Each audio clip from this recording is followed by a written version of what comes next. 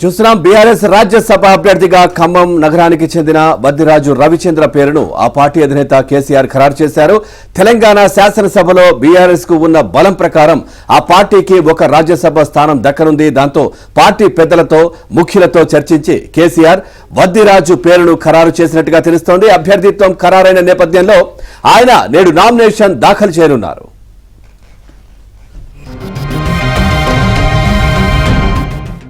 మున్నూరు కాపు సామాజిక వర్గానికి చెందిన వద్దిరాజు రవిచంద్ర 2019లో బీఆర్ఎస్ లో చేరారు. అప్పటి రాజ్యసభ సభ్యుడు బండా ప్రకాష్ లోక్సభకు ఎన్నిక కావడంతో ఇంకా 2 ఏళ్లు గడవనున్న ఆ స్థానానికి ఉప ఎన్నిక నిర్వహించగా వద్దిరాజు రవిచంద్రకు బీఆర్ఎస్ అధినేత కేసీఆర్ అవకాశం ఇచ్చారు. ఆ సమయంలోనే మళ్లీ రాజ్యసభ